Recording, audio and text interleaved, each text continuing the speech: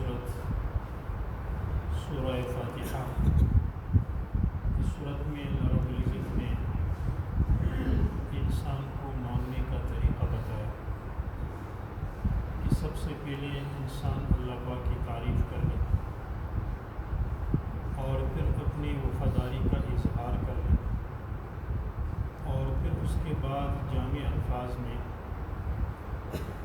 اپنی حاجت اور ضرورت جو ہے وہ اللہ رب العزت کے سامنے پیش کرے اور اللہ پاک سے دعا جو ہے وہ مانگے۔ چونکہ یہ جو صورت ہے اس کے متعلق کئی احکام ایسے ہیں جن کا تعلق نماز سے بھی ہے۔ ایک تو یہ ہے کہ سورہ فاتحہ کا نماز میں پڑھنا فرض نماز کی تیسری اور چوتھی رکعت کے علاوہ ہر نماز کے ہر رکعت میں سورہ فاتحہ کا پڑھنا جو ہے یہ واجب ہے۔ اگر کوئی بندہ جو ہے جان بوجھ کے پڑھنا چھوڑ دے تو پھر اس کی نماز نہیں ہوگی، اور اگر کوئی بندہ جو ہے وہ بھول جائے اور نہ پڑھے تو اس کو حکم یہ ہے کہ وہ اخیر میں سجدہ سہو کرے۔ لیکن اس کے علاوہ جو ہے چونکہ نماز پڑھنے کے اعتبار سے نمازی تین قسم کے ہیں۔ ایک وہ نمازی ہیں جو اکیلا نماز پڑھتا ہے، ایک وہ نمازی ہیں جو مقتدی بن کر نماز پڑھتا ہے، اور ایک امام بن کر نماز پڑھاتا ہے۔ تو کیا ان میں سے ہر ایک کے لیے سورہ فاتحہ کا پڑھنا لازمی اور ضروری ہے، یا بعض کے لیے پڑھنا ضروری ہے اور بعض کے لیے نہ پڑھنا ضروری ہے؟ تو اس حوالے سے جو بندہ انفرادی نماز پڑھتا ہو، اکیلا نماز پڑھتا ہو، اس کے لیے حکم یہ ہے کہ وہ نماز میں سورہ فاتحہ ضرور پڑھے، اور جو بندہ نماز پڑھاتا ہو، امام ہو، اس کے لیے بھی حکم یہ ہے کہ وہ سورہ فاتحہ ضرور پڑھے۔ اب تیسرا بندہ جو مقتدی بن کر نماز پڑھتا ہے، اس کے لیے کیا حکم ہے؟ بعض لوگ جو ہیں وہ جہری نمازوں میں بھی پڑھتے ہیں، بعض لوگ جو ہیں سری نمازوں میں جن میں قرات آہستہ کی جاتی ہے اس میں امام کے پیچھے پڑھتے ہیں، جبکہ امام ابو حنیفہ رحمہ اللہ کا مسلک جو ہے وہ یہ ہے کہ اس صورت میں مقتدی کو حکم یہ ہے کہ وہ نہ پڑھے، خواہ امام بلند آواز سے قرات کر رہا ہو یا آہستہ۔ بقیہ وہ احادیث جن میں یہ ہے کہ لا صلاۃ الا بفاتحۃ الکتاب،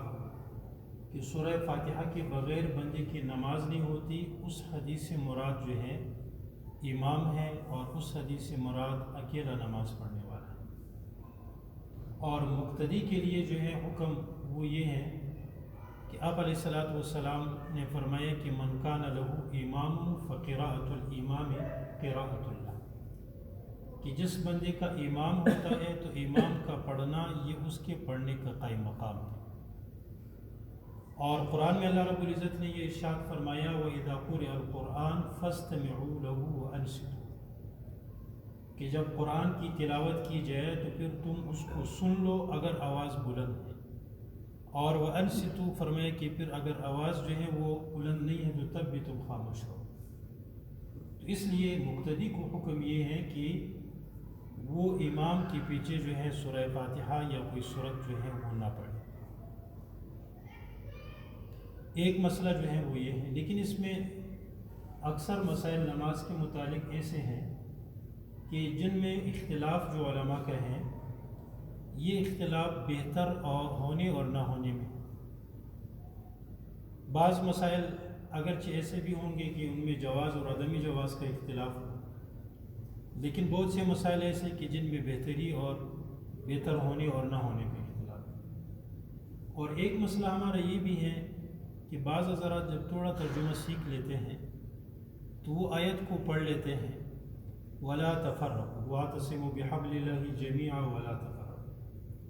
اب اس آیت کو ہر موقع پہ فٹ کرتے ہیں کہ بھائی اختلاف نہ کرو، بعض لوگ تو باقاعدہ مجلس میں سرعام کہتے ہیں میں سب کو مانتا ہوں، تو بعض لوگ تو غیر مسلم کو بھی مانتے ہیں، ان کے عقیدے کو بھی مانتے ہیں۔ اصل میں ہر اختلاف جو ہے وہ ممنوع نہیں ہے، اور ہر اختلاف جو ہے وہ برا نہیں ہے۔ اختلاف تو اللہ رب العزت نے کائنات میں جو ہے ہم دیکھ لیں مخلوقات کا اختلاف نہیں ہے، بعض مخلوقات ناری ہیں، بعض نوری ہیں، بعض خاکی ہیں، اور اسی طرح رنگوں کا اختلاف ہے، زبانوں کا اختلاف ہے، قوم کا اختلاف ہے، علاقے کا اختلاف ہے، مخلوقات میں مختلف قسم کے اختلافات ہیں۔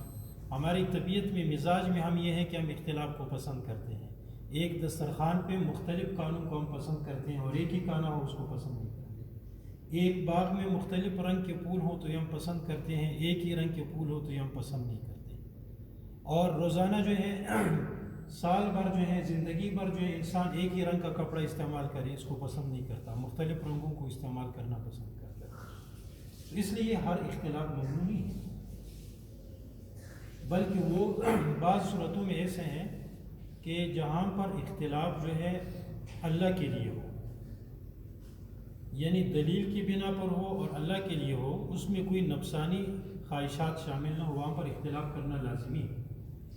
شرعاً جو ہے واجب اور ضروری ہے۔ اور ایسے موقع پہ اللہ رب العزت کے حبیب صلی اللہ علیہ وسلم نے یہ فرمایا کہ اختلاف علماء رحمتی، کہ علماء کا اختلاف جو ہے یہ رحمت ہے۔ بعض لوگ حالات سے متاثر ہو کے یا غیروں کی باتوں سے متاثر ہو کے جو فسادات ہوتے ہیں ان کی نسبت علماء کی طرف کر لیتے ہیں کہ بس یہ علماء نے یہ کام کیے ہیں۔ علماء کے بعض یعنی وہ مسائل ہوتے ہیں کہ جن میں اختلاف کرنا شرعی اعتبار سے ان کی ذمہ داری ہوتی ہے۔ ہاں اگر اختلاف خواہشات کی بنا پر ہے اور اسی طرح جو ہے ہوا کی بنا پر ہے، اللہ کے لیے نہیں ہے، دلیل کی بنا پر نہیں ہے، وہ ممنوع ہے، وہ گناہ ہے۔ تو جہاں پر آیت میں منع کیا ہے وہ اس اختلاف سے منع کیا ہے، بقیہ حق بات کی بنا پر جو اختلاف کرنا اس کے جو ہے ممانعات نہیں۔ رسول اللہ صلی اللہ علیہ وسلم نے صحابہ کو بنو قریظہ کی طرف بھیجا اور یہ فرمایا کہ فوراً چلو، عصر کی نماز جو ہے قریظہ سے پہلے کوئی نہ پڑھے۔ اب جب رستے میں گئے تو صحابہ کی دو جماعتیں ہو گئی، عصر کی نماز کا وقت، بعض نے کہا ہم پڑھیں گے، کیونکہ آپ علیہ السلام کا مقصد یہ نہیں تھا کہ اب وقت ہو بھی جائے تو تب بھی نماز نہ پڑھو، بلکہ مقصد یہ تھا کہ جلدی پہنچو۔ بعض نے کہا کہ نہیں ہم ادھر پہنچ کے پڑھیں گے، تو کچھ صحابہ نے رستے میں پڑھ لی، کچھ نے وہاں پر پہنچ کر پڑھ لی۔ پھر جب واپس ہیں آپ علیہ السلام کو واقعہ سنا ہے، آپ نے دونوں کو ٹھیک کرنا کہ دونوں نے جو ہے ٹھیک کیا، حالانکہ اختلاف کیا، تو اس لیے وہ صورت بھی ٹھیک۔ تو اس لیے بعض مسائل ایسے ہوتے ہیں جو ظاہر میں اختلاف ہوتے ہیں، لیکن یہ ہے کہ اس کو بندہ جو ہے ضد اور اسی طرح جو ہے یا حسد اور غیبت کا ذریعہ بنا کر یا مزید فساد وغیرہ کا ذریعہ بنا کر یہ جو ہے یہ ٹھیک نہیں۔ تو سورہ فاتحہ کے متعلق ایک مسئلہ تو یہ ہے، اور اسی طرح ایک مسئلہ جو ہے وہ یہ ہے کہ سورہ فاتحہ جب بندہ پڑھ لیتا ہے تو آخر میں آمین پڑھتا ہے۔ آمین جو ہے یہاں پر قرآن میں آپ دیکھیں گے لکھا ہوا نہیں ہے، کیونکہ یہ قرآنی آیت نہیں ہے، البتہ سنت اور مستحب یہ ہے کہ یہ لفظ پڑھ دیا جائے۔ آمین کا معنی کیا ہے؟ آمین کا معنی ہے اللہم استجب، اے اللہ ہمارے اس دعا کو قبول کیجیے۔ آمین جو ہے یہ خود دعا ہے۔ رسول اللہ صلی اللہ علیہ وسلم نے ارشاد فرمایا اذا قال الامام آمین فقولوا آمین، جب امام سورہ فاتحہ مکمل کر لیتا ہے اور وہ آمین کہتا ہے تو تم بھی آمین کہو، اور فرمایا کہ جس کے آمین کی موافقت ملائکہ کے آمین سے آ گئی تو اس کے گناہ معاف کر دیے جائیں گے۔ اور ملائکہ کی موافقت سے مراد یا تو وقت کے اعتبار سے ہے کہ جس وقت ملائکہ آمین کہتے ہیں عین اسی وقت میں آپ نے کہہ دیا، اور یا ملائکہ کی موافقت سے مراد یہ ہے کہ وہ جس اخلاص اور خلوص کے ساتھ کہتا ہے اسی اخلاص اور خلوص کے ساتھ آپ نے کیا، تو اللہ پاک تیرے گناہ کو معاف کرے۔ لیکن اب مسئلہ یہ ہے کہ آمین جو ہے وہ بلند آواز سے پڑھیں یا آہستہ پڑھیں، یہ جو اختلاف ہے یہ بہتری کا ہے۔ اگر کسی نے نماز میں آمین نہیں پڑھی اس کی بھی نماز ہو جاتی ہے، کسی نے بلند آواز سے پڑھ لی اس کی بھی نماز ہو جاتی ہے، کسی نے آہستہ پڑھ لی اس کی بھی نماز ہو جاتی ہے، لیکن علماء یا حناف یہ فرماتے ہیں کہ آہستہ پڑھ لینا یہ افضل اور بہتر ہے۔ اور اس کی وجہ جو ہے وہ کیا ہے؟ روایت میں آتا ہے کہ رسول اللہ صلی اللہ علیہ وسلم نے آمین پڑھ لی وَأَخْفَى بِهَا صَوْتَهُ، کہ اپنی آواز جو ہے وہ آہستہ آپ نے کر دیا، آہستہ آواز میں پڑھ لی۔ اور دوسری بات یہ ہے کہ یہ دعا ہے۔ ایک صحابی رسول اللہ صلی اللہ علیہ وسلم کے پاس آیا، دیہات کا بندہ، عرض کیا کہ ہمارے رب جو ہیں دور ہیں، فننادیہ، کہ ہم پکار کر جو ہے اللہ رب العزت سے مانگے، ام قریب فنناجیہ، یا قریب ہیں کہ ہم آہستہ جو ہے اللہ سے مانگیں۔ اللہ رب العزت نے آیت نازل فرمائی، وَإِذَا سَأَلَكَ عِبَادِي عَنِّي فَإِنِّي قَرِيبٌ، اللہ فرماتے ہیں کہ میں قریب۔ اور ایک آیت میں اللہ رب العزت نے فرمایا ادعوا ربکم تضرعا وخفیا، اپنے رب کو پکارو عاجزی کے ساتھ اور آہستہ۔ تو اس لیے علماء احناف یہ فرماتے ہیں کہ آمین جب دعا ہے تو دعا آہستہ مانگنا یہ بہتر ہے، تو آمین جو ہے یہ آہستہ کہنا یہ افضل اور بہتر ہے۔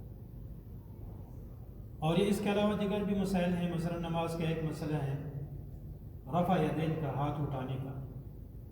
کہ ہاتھ جو ہیں بعض لوگ جو ہیں وہ نیت باندھتے ہوئے اس وقت تو ہم ہاتھ اٹھا لیتے ہیں، کیونکہ اس موقع پہ جو ہے تین چیزیں ہیں، دو فرض ہیں ایک سنت ہے۔ ایک فرض جو ہے وہ نیت ہے، یا بعض حضرات فرماتے ہیں کہ شرط ہے، اور ایک فرض جو ہے وہ تکبیر ہے اللہ اکبر، اور سنت جو ہے وہ ہاتھ اٹھانا ہے جب نیت باندھتے ہیں۔ بقیہ پھر جب رکوع میں جاتے ہیں ہاتھ اٹھانا، اور رکوع سے واپس اٹھتے ہیں ہاتھ اٹھانا، اور یا اسی طرح جو ہے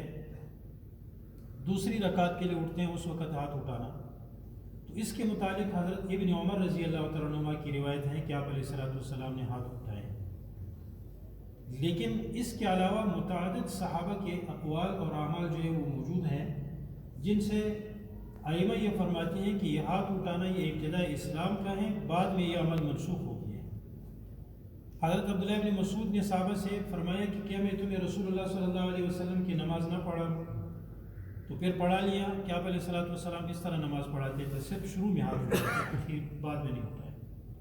حضرت عمر رضی اللہ تعالیٰ عنہ نے نماز پڑھائے، صرف شروع میں اٹھائے۔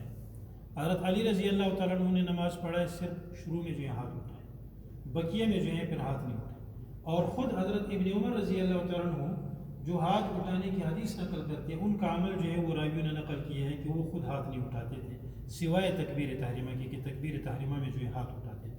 تو بہرحال یہ نماز کے متعلق جو بعض مسائل ایسے ہیں جو صرف فضیلت کے اعتبار سے ہیں، اور ہمارا حال یہ ہوتا ہے کہ چونکہ علم دین سے ہمارا تعلق نہیں ہوتا، ہم دیکھا دیکھی کبھی عمرے کے لیے جاتے ہیں، کبھی حج کے لیے جاتے ہیں، وہاں پر لوگوں کو دیکھتے ہیں، کبھی ٹی وی میں ہمیں کوئی نظر آتا ہے، اور کبھی نیٹ پہ جو ہم دیکھتے ہیں تو ہم کہتے ہیں کہ بس یہ ٹھیک ہے، اور جلد سے جلد اپنے آپ کو فیصل بنا دیتے ہیں۔ حالانکہ ہمارے پاس کوئی علم ہے ہی نہیں کہ کیا ہم ابھی تک جو کر رہے ہیں، یا ہمارے امام صاحب جو پڑھا رہے ہیں یا مساجد میں ہو رہے ہیں، کیا یہ غلط ہے؟ تو یہ سارے کے سارے اعمال جو ہیں یہ قرآن آیات سے احادیث کی روشنی میں جو ہیں یہ ثابت ہیں، کوئی ضعیف اور کمزور عمل نہیں ہے، بلکہ ائمہ اربعہ میں سے جو سب سے احتیاط والا مذہب ہے وہ امام ابو حنیفہ رحمہ اللہ ہے۔